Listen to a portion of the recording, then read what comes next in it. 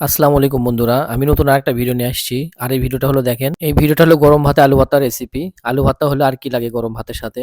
তো শীতের দিন গরম ভাত, নতুন আলু, একদম অসাম, কাঁচামরিচ, গাজর সব মিলিয়ে খাওয়া একাকার শুরু হয়ে গেছে।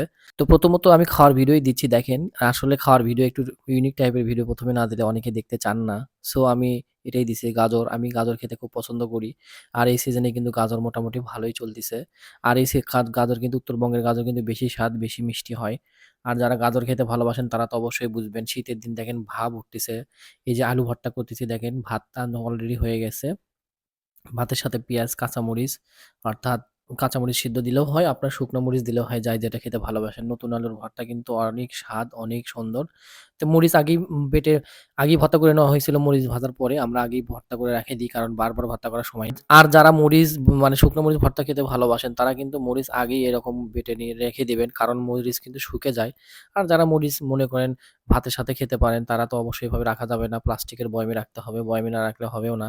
তো এইদিকে ভর্তা করার জন্য আমি অলরেডি রেডি। এখানে দেখেন দেওয়া হয়েছে পিঁয়াজ, শুকনা মরিচ আর সরিষার তেল। সরিষার তেল ছাড়া কিন্তু ভর্তা জমে না।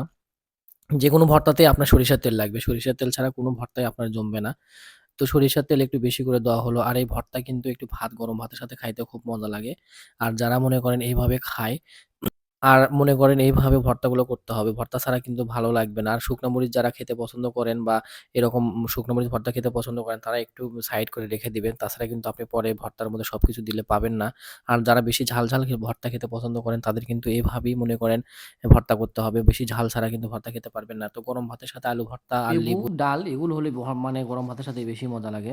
টাইপের কিছু খাইতে গেলে অবশ্যই নিজেকে পরিশ্রম করতে হবে। তাছাড়া কিন্তু করতে পারবেন না। আপনার পছন্দ মতো খেতে গেলে কিন্তু আপনাকে একটু পরিশ্রম করতে হবে। দেখেন আপনি চাইলেন একটা হয়তো হয়ে গেল আরেকটা। এরকমই হয় অনেক সময় দেখবেন যে আপনি খাইতে চাচ্ছেন একটা, বাসায় রান্না হয়ে গেছে আরেকটা। কারণ অনেক সময় সেরকম পরিস্থিতি থাকে না বা সেরকম পজিশনও থাকে না। তো এইজন্য করতে হয়, কিছু করার নাই।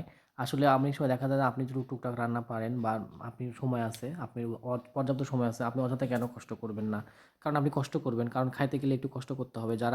যারা বড়, বড় খাদক বলেন বা যারা মানে সুন্দর ভোজন রসিক তারা কিন্তু নিজেরাই অনেক সময় কাজে লাগিয়ে খাওয়া শুরু করে। তাছাড়া কিন্তু উপায় নাই। কারণ খাইতে গেলে পরিশ্রম করতে হবে। আর এই দেখেন ভর্তা বানানো হচ্ছে, একবারে মিহি করে ভর্তা বানানো হচ্ছে। আর বগুড়ার হাগড়া আলু যদি থাকে তাহলে তো কোনো কথাই নাই। যারা হাগড়া আলু খেতে পছন্দ করেন তারা কিন্তু হাগড়া আলু ছাড়া ভর্তা খেতে পারবেন না। বগুড়ার হাগড়া আলু কিন্তু বিখ্যাত। আর যারা হাগড়া আলু একবার ভর্তা খাইছেন তারা অন্য আলু কোনো ভর্তা খেতে পারবে না। গরম ভাতের সাথে হাগড়া আলুর ভর্তা একদম সেরকম একটা লাসা টাইপের হয় আর খাইতে খুব ভালো লাগে। আর হাগড়া আলু ভর্তা হলে আর কি লাগে? হাগড়া আলু ভর্তা যেকোনো মানে ভাতের সাথে খেতে পারবেন। খুদের ভাত বলেন, গরম ভাত বলেন, খিচুড়ি বলেন। যাই হোক অনেকে অনেকভাবে খেতে পারে। এদিকে আমার ভর্তা রেডি হয়ে গেছে অলরেডি। আর একটু পরেই মনে হচ্ছে কখন খাওয়া শুরু করব। তো যাই হোক একটু পরেই খাওয়া শুরু করব। আলু ভর্তা দিয়ে ভাত, উফ! সেইরকম একটা স্বাদ গরম ভাতের সাথে। আর যাদের হাতে সময় কম, রান্না করার মনে করেন ঝামেলা মনে করেন তারা অবশ্যই ভাতের সাথে আলু ভর্তা দিবেন। আমার কন্ট্রি ঠান্ডা লেগে গেছে। আসলে কিছু করার নেই। আপনারা কষ্ট করে আমার ভিডিওটা একটু দেখে নিবেন। আর মনে করেন যাদের সময় একেবারেই কম, যারা চাকরি-বাকরি করেন বা স্কুলে বাচ্চাদের সকালবেলা নিয়ে যাওয়ার প্রশ্ন মানে রেডি হন, তারা অবশ্যই এরকম পদ্ধতি অবলম্বন করবেন। আর যে সকল ভাইদের বলছি যে আপনারা ক্ষুধা সহ্য করতে পারেন না বা আপনারা রান্না করতেও জানেন না, আপনারা ভাত তো রান্না করতে পারবেন। আর যদি ভাত না রান্না করতে নাও পারেন, রাইস কুকার কিনে নেবেন। রাইস কুকারে ভাত কিন্তু এমনি অটো হয়ে বসে থাকে।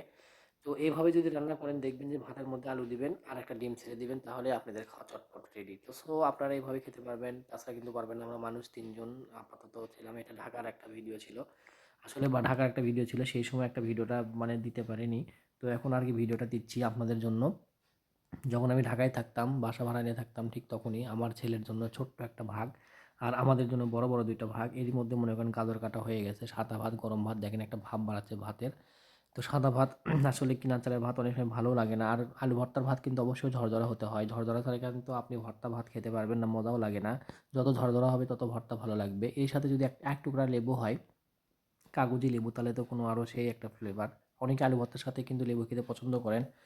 অনেকে আলু ভর্তা খেতেও পারেন না। আর আলু ভর্তা পছন্দ করেন না এমন কোনো মানুষ নাই আমার মনে হয়। আর এই আলু ভর্তার সাথে যদি ডাল হয় একবারে রাজা বাদশার খাবার হয়ে যাবে। আসলে রাজা বাদশারা সবসময় গরুর মাংস খায় না কিন্তু। ওরা ডাল ভাত শাকসবজি বেশি খায়। আর বেশিরভাগ দেখবেন যে গোস্ত, গরুর মাংস বা মুরগির গোস্ত বেশিরভাগ দেখবেন যে মিডল টার্ম অর্থাৎ গরিব লিগের মানুষের চাহিদা বেশি। বড়লোকেদের কিন্তু অত চাহিদা নাই। কারণ ওরা বেশি খেতেও পারেন না। এইদিকে আমাদের গাজর কাটাও রেডি। ওফ! লেবু, উফ! কি বলবো? আসলে মনে হয় আপনাদের জিভে জল চলে আসছে, পানি চলে আসছে। কিছু করারও নাই। কারণ ভিডিওটা আমার। কষ্ট লাগবে আপনাদের না আমার, সরি পিয়ারা। তো এখন দেখেন আমার ছেলে পেয়ারার সাথে ভাত খাবে। ওর হলো দেখেন একটা জেদ পেয়ারা দিয়ে আলু ভর্তা দিয়ে ভাত খাবে। আসলে ও কখন কি করে ঠিক মানে বুঝে উঠতে পারে না। যখন যেটা মনে করে সেটাই করে যদি থাকে। তারপরেও ভালো দোয়া করবেন অবশ্যই। আমার ছেলে মাদ্রাসাতে পড়ে। এখন কবিতা পড়ে, এখন সূরা শিখতেছে এবং দোয়া শিখতেছে। আলহামদুলিল্লাহ অনেক কিছুই পারে। ওর জন্য দোয়া করবেন বাবুটার জন্য যেন ও ভালোভাবে মানুষ হয়ে উঠতে পারে। আমরাও আপনাদের বাবুর জন্য দোয়া করি। কারণ দোয়া ছাড়া কিন্তু কেউ সফলতা হতে পারবেন না। তো ভিডিওটা ভালো লাগলে অবশ্যই লাইক, শেয়ার, কমেন্ট করবেন।